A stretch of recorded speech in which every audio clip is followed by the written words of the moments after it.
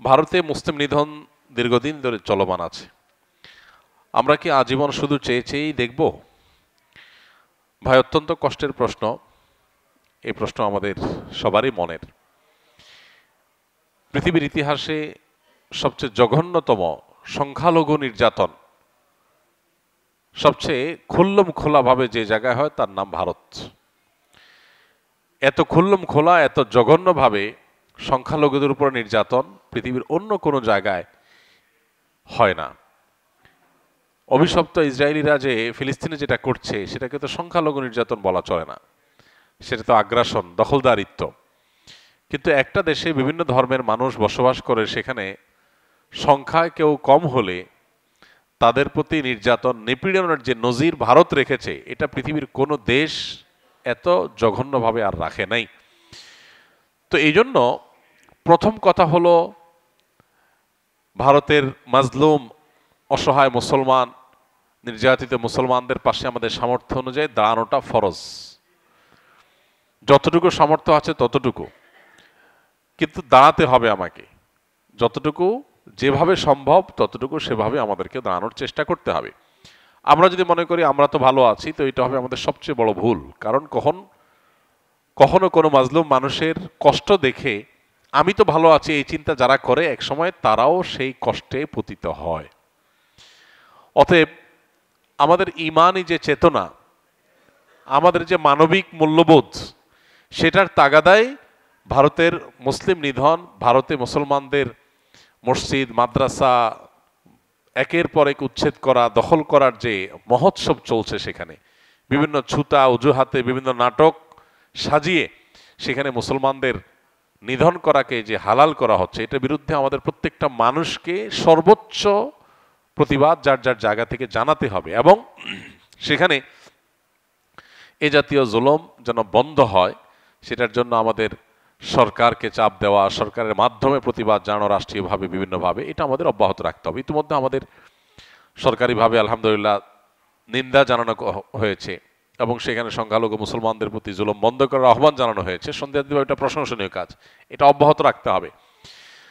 আমাদের সবচেয়ে লজ্জা হয় যখন আমরা দেখি যে ভারতীয়রা বা ভারত আমাদেরকে বলে যে এদেশে সংখ্যালঘু হিন্দুদের প্রতি জুলুম বন্ধ করতে।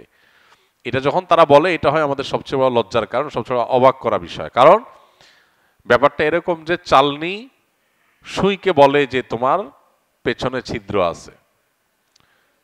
চালনি যদি সুইকে বলে তোমার পেছনে ছিদ্র আছে, এটা যেরকম বেমানান, এটা যেরকম হাস্যকর, ভারতীয়দের বাংলাদেশের মানুষকে সংখ্যালঘু নির্যাতনের বিষয়ে সবক দিতে আসা এরকম হাস্যকর।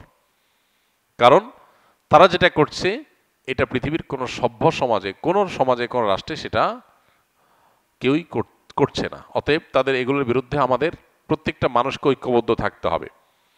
ভারতীয়দের এই সমস্ত অপকর্মকে যারা বৈধ মনে করে, যৌক্তিক মনে করে, তারা হলো এই দেশের তথাকথিত এক শ্রেণীর মানবাধিকার কর্মী, যারা মানবাধিকারের নামে পতিতাবৃত্তি করার অধিকার চায়। তারা মানুষের বাঁচার অধিকার এতটা চায় না। যারা মানবাধিকারের নামে একজন মানুষের সৃষ্টিগত যে পরিচয়, সেটাকে তারা পরিবর্তন করার অধিকার চায়। কিন্তু পৃথিবীর বহু প্রান্তে বহু মাজলুম মানুষ বিনা দোষে প্রতিনিয়ত নিহত হচ্ছে, খুন হচ্ছে, তাদের ব্যাপারে তাদের কোনো মাথা ব্যথা নাই। এই মানুষগুলাই এই ভারতে যে মুসলিম নিধন চলছে সে ব্যাপারে দেখবেন মুখে কুলুপ দিয়ে বসে আছে। অন্যান্য বিষয়ে তারা দেখবেন খুব সরব। কোনো মুসলমান যদি কোনো ভুল করে, সেটা নিয়ে তাদের সবাইকে দেখবেন সরব হয়ে গেছে। কিন্তু মুসলমানদের নিধন চলছে, এরপরে তারা সবচাইতে চুপ। আল্লাহ তাআলা আমাদেরকে কপটদের চেনার তৌফিক দান করুন এবং আমাদের কর্তব্যটুকু আমাদেরকে পালন করার তৌফিক দান করুন।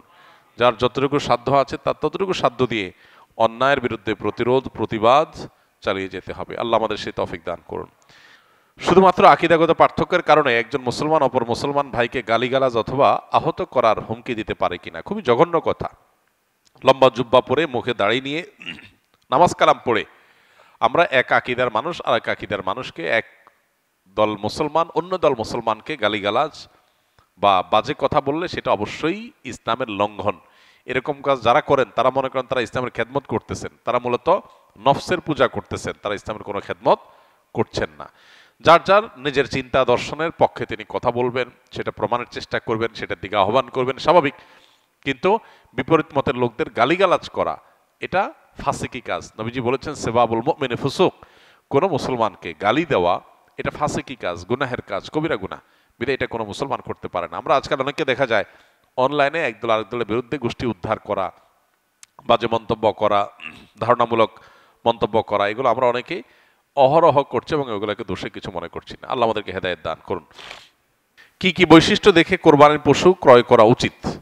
কোরবানির পশু ক্রয় করার ক্ষেত্রে হৃষ্টপুষ্ট, সুন্দর, সুস্থ, সবল এটা দেখে কিনতে হবে।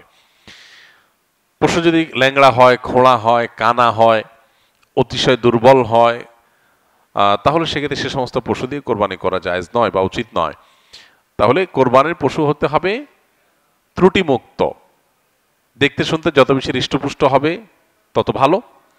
তবে এর চাইতে গুরুত্বপূর্ণ বিষয় হলো আপনি কোরবানি কি গোশত খাওয়ার জন্য করছেন, মানুষকে দেখাবার জন্য করছেন, নাকি আল্লাহর জন্য করছেন, এটা গুরুত্বপূর্ণ। আল্লাহ বলেছেন লা ইয়ানালুল্লাহু লুহুমুহা ওয়ালা দিমাউহা ওয়ালাকিন ইয়ানালুহু তাকওয়া মিনকুম।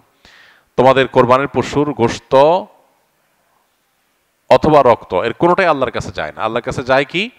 তোমাদের অন্তরের ভেতরে থাকা তাকওয়া, যে তাকওয়ার চেতনার ভিত্তিতে তোমরা এই কাজটা করো। বিধায় ওই দিকটাকে আমাদের বেশি মনোযোগ দেওয়া উচিত। কে কত টাকা দিয়ে গরু কিনেছে, ছাগল কিনেছে, জিতলো না হারলো, এগুলো নিয়ে যে পরিমাণ ডিসকাশন আমাদের মধ্যে হয়, আমরা আসলে কে কি উদ্দেশ্যে কোরবানি করছি শুধু আল্লাহকেই দেখাতে চাই না, বান্দার কাছে কোনো ফিডব্যাক আশা করি, এগুলো নিয়ে এরকম ডিসকাশন বা পর্যালোচনা হয় না। একটু কম দাম বেশ দাম হয়ে গেছে এটা আমাদের অনেক টেনশন হয়, কিন্তু আমরা নিয়তটাতে কোনো ভেজাল হয়ে গেলে সেটা নিয়ে আমাদেরকে দুশ্চিন্তা করতে দেখা যায় না। এজন্য মূল বিষয়টা আমাদের মনোযোগ দেওয়া দরকার।